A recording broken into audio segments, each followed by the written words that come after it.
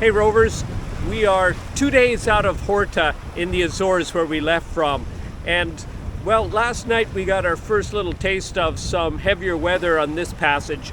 The gusts were over 29 knots and the seas have built up substantially. Now it is morning time and the worst of that weather was between midnight and 3 in the morning, and now we're a little bit past sunrise, so of course conditions have diminished as they always do.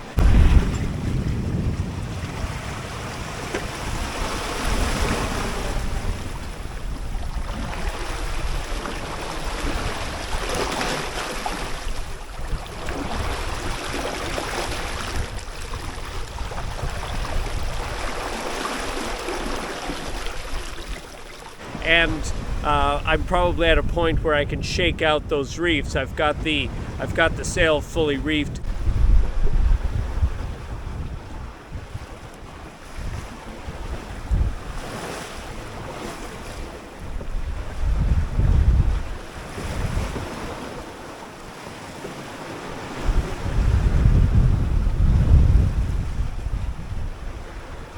But I'm waiting to hear from Seahawk, my weather router, before I make a decision on where I'm headed exactly.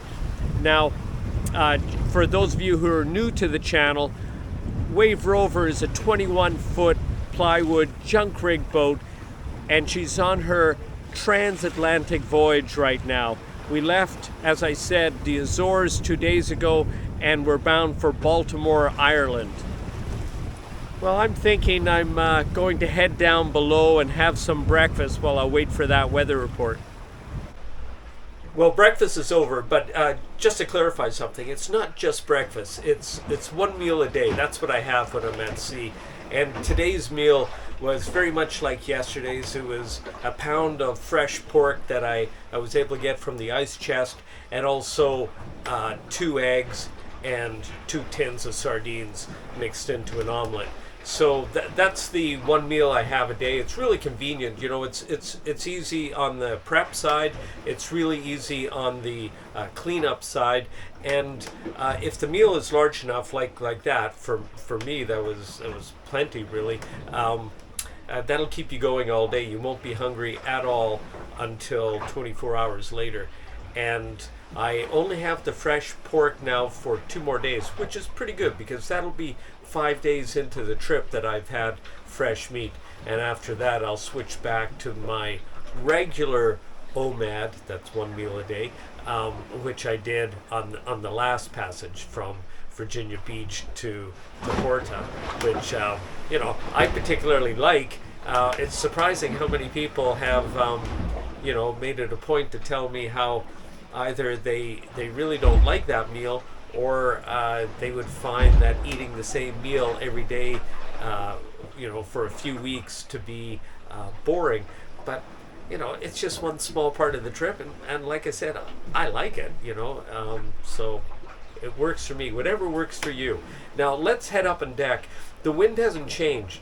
The seas, if anything, have become a little more short and sharp. They're about 3 meters. The camera never really captures that. The wind is still, it's still gusting in the mid-20s, so I haven't changed the sail.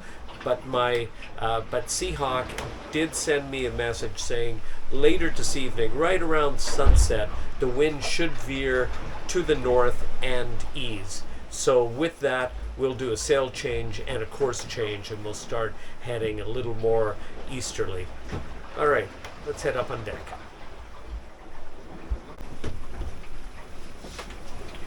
All right, hang on, folks. She's a little rolly.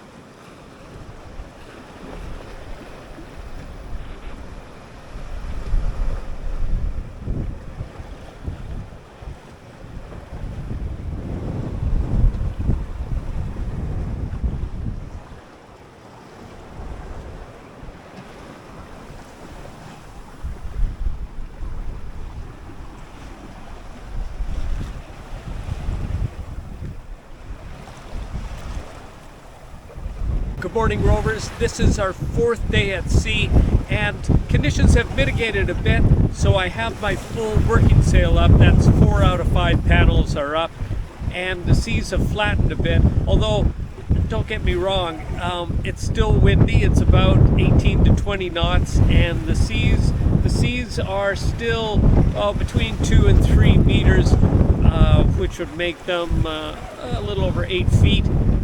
It's lumpy, but we are going to windward, and we're going to windward. Actually, we're going northwest, and you might be saying, Alan, northwest, that's not going toward Ireland, and you'd be absolutely right. We're heading northwest because we're trying to avoid a high pressure system that's descending on us. And if we do this right, if we just maintain sort of a northerly northwest course for the next, let's say 24 hours, we should put ourselves in a position where we can come over the top of that high and really gain ourselves, probably 36 hours off of the passage if we do this well. So I'll keep you updated on this. It's an interesting gamble. Seahawk, my weather router, he's the one who's the brains behind all this, and let's just say I've got a lot of faith in him, and I think we should be able to execute a pretty good plan here. But like I said, I'll keep you updated over the next few hours. Let's take a look at the sail right now and see what a working sail in these conditions looks like.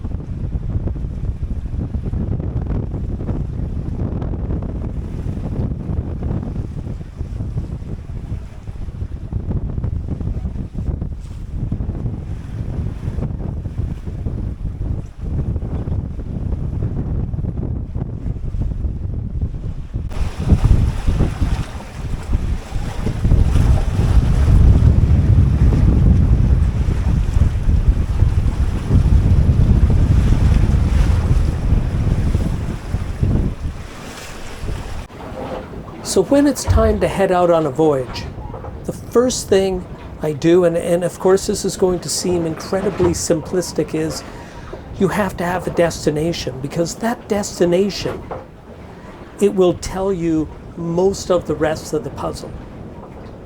That destination tells you the charts you need. It tells you how much food you need, how much water you need to bring on board. You make sure that you're well rested. You make sure that that Wave Rover is well maintained, that our sails are in good shape, that our anchor is ready to deploy, that her outboard engine is fueled, has the oil changed, and is perfectly serviceable.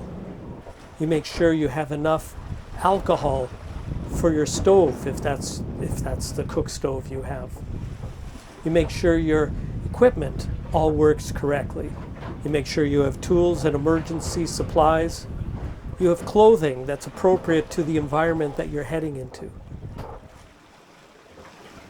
Well, of course, this seems obvious, I think, to everyone.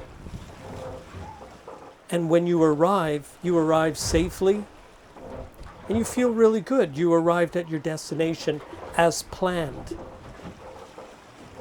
And then you're ready to head out again to another destination, having successfully arrived at your first destination. Well, in its simplest way, it's almost intuitive how simple this is. but it's called a plan. And you have to plan if you expect to be successful. If I hadn't taken care of all that business before heading out, on the ocean especially, but even on small passages, you're going to run into trouble. You won't be successful. Now here's the thing. This really is a metaphor for life. So many people I know do not have a plan. They do not have a plan for the week. They do not have a plan for the next month, next year, or the next 5 or 10 years. Without that plan, you're never going to achieve a destination. You're never going to achieve success. Having a plan, learning to plan, building a plan, these are all part of what it is to be successful. It's intuitive. It's in our nature to plan.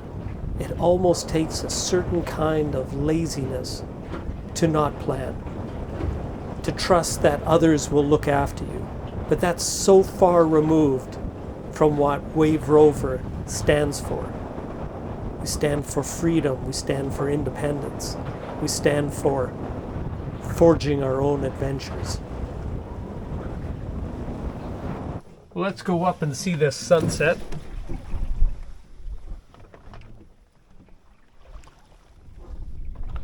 Wow, just another beauty.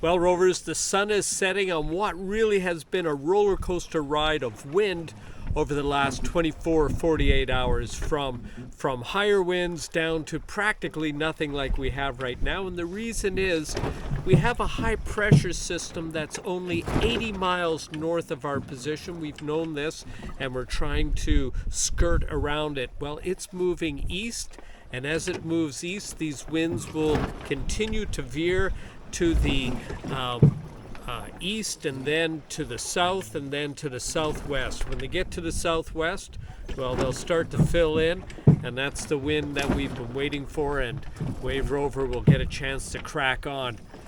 As always, Rovers, thanks for watching, and forge your own adventure.